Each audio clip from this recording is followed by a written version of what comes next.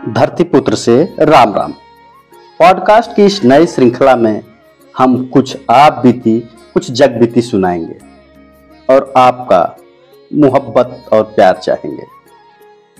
प्रदीप देर शाम को ऑफिस से लौटा तो रसोई घर में खटर पटर की आवाज सुनाई नहीं दी। उसने झांका तो देखा कि उसकी माँ बर्तन मांज रही थी। माँ की उम्र हो चली है, वो घुटनों के दर्द से परेशान भी रहती है। जनवरी का महीना, मौसम बहुत ठंडा था, वातावरण में धुंध थी। इतनी ठंड महसूस हो रही थी कि उसके कान सुन्न हो गए थे। वह चुपके से आगे बढ़ गया। अपने बैग को उसने कमरे में रखा और हाथ मुंह धोने बाथरूम में चला गया। उसने गीजर ऑन किया, फिर बेडरूम का जायजा लिया। उसकी पत्नी इंदु रजाई में बैठी टीवी देख रही थी। इंदु एक नंबर की नकचढ़ी, सुंदर और बेहद तेज मिजाज की है। उसे देखते ही इंदु चौंक उठी। अरे, आज तो आपने देर कर दी। उसने प्रश्नवाचक निगाहों से उसे देखा और कपड़े बदलने लगा। इंदु ने पीछे से आकर उससे गले में बाहें डाल दी। पता है मैं कितनी देर से आपका इंतजार कर रही थी? उसने पूछा। क्यों, ये भी कोई बात है? इंदु शर्माते हुए बोली। चलो चाय तो पिलाओ, बहुत ठंड है। अरे, काम वाली 15 दिन की छुट्टी मांगकर गांव चली गई है। उसके देवर की डेथ हो गई है। मुझे तो ये काम धाम होगा नहीं और आपको कुछ इंतजाम करना पड़ेगा। माँ कहाँ है? प्रदीप ने गंभीर स्वर में पूछा। पता नहीं, इंदु ने कंधे उचकाए। मुझसे उनकी ज्यादा बातचीत होती कहाँ है? मेरे बस का नहीं उनकी फालतू बातें सुनना। प्रदीप सोच में डूब गया। चलो ये तो बहू है, पर माँ का बेटा भी कहाँ उसका हो गया। पिताजी को गुजरे 20 साल हो गए हैं। माँ हमेशा से चुपचाप सारे दुखों को खुद में समेट कर खामोशी से जी रही है। 10 साल का था, पिताजी की मृत्यु हुई थी, पर माँ ने उसे कभी भी किसी चीज की कमी महसूस नहीं होने दी। 25 बीघे जमीन की खेती अकेले संभाल ली थी। इसके बाद को उसके चाचा और ताऊ भी कभी बर्दाश्त नहीं कर पाए थे कि एक औरत उनकी बराबरी कैसे कर सकती है। जिसकी जुबान भी कभी उनके सामने नहीं खुलती थी, उन्होंने माँ को परेशान करने में कोई कसर नहीं छोड़ी थी। पर माँ ने अपने आप को बेहद मजबूती से अपने बेटे के लिए खड़ा रखा था। माँ कभी भी उससे इंदु की शिकायत नहीं करती, क्योंकि वो इंदु के स्वभाव से अच्छी तरह परिचित है। जब वह कुछ पूछता है तो मुस्कुरा देती है। आज जब वह कामयाब है, तब भी वो अपनी माँ के लिए कुछ नहीं कर सकता। इंदु को समझाने का मतलब पत्थर पर सिर मारना है। वह रसोई घर में आया। माँ चाय चढ़ा चुकी थी। उसके लिए पीने का पानी गर्म कर दिया था। उसने खामोशी से पानी पिया, पर आज माँ का हाल चाल नहीं पूछा। वह वहीं से तेजी से चिल्लाया कि इंदु, जल्दी से बाहर आओ। इंदु झल्लाते हुए बाहर आकर खड़ी हो गई। ये बुढ़िया मुझे मोहल्ले में बदनाम करना चाहती है, प्रदीप ने चिल्ला कर कहा था। इंदु आश्चर्य से उसे देखने लगी। क्या हुआ? माँ के पैरों तले जमीन खिसक गई। उसके हाथ कांपने लगे। अभी बाहर पड़ोस वाली काकी मिली थी। कह रही थी कि प्रदीप, तुमने जो अपनी माँ को नौकरानी बनाकर रख दिया है, उसका क्या?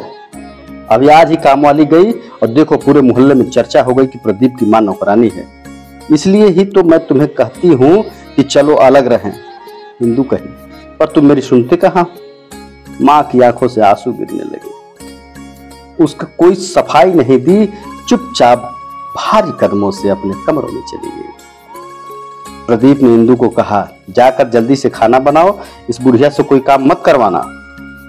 इंदु ने मन मार कर जैसे तैसे सब्जी रोटी बनाई, अपना प्रदीप का खाना कमरे में ले गई। माँ को दिया। तुमने खाना? प्रदीप पूछा। बनाकर रख दिया है, अपने आप ले लेंगी, तुम इतनी चिंता मत करो।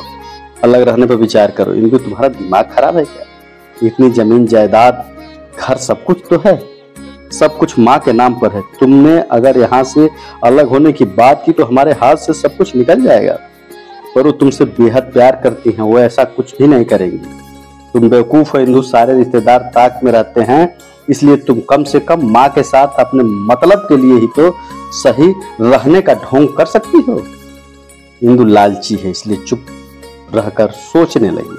तुम खाना खाओ, मैं जरा अभी आया, माँ को खाना देकर आता हूँ। कहीं मोहल्ले में चुगली कर दी तो हम दोनों की बहुत बदनामी हुई। वह रसोई घर में गया। उसने खाना गर्म किया। 2 रोटी और सब्जी थी, प्लेट लगाई और माँ के कमरे में चला गया। माँ खाना बहुत कम खाती है, शरीर कमजोर है, आज तो मन भी टूट गया होगा। माँ बत्ती बुझाकर लेट गई थी। वो जानता था कि वो सोई नहीं है बल्कि रो रही है। आज उसे बहुत पीड़ा पहुंची है। उसने लाइट जलाई। माँ उठो, खाना खा लो।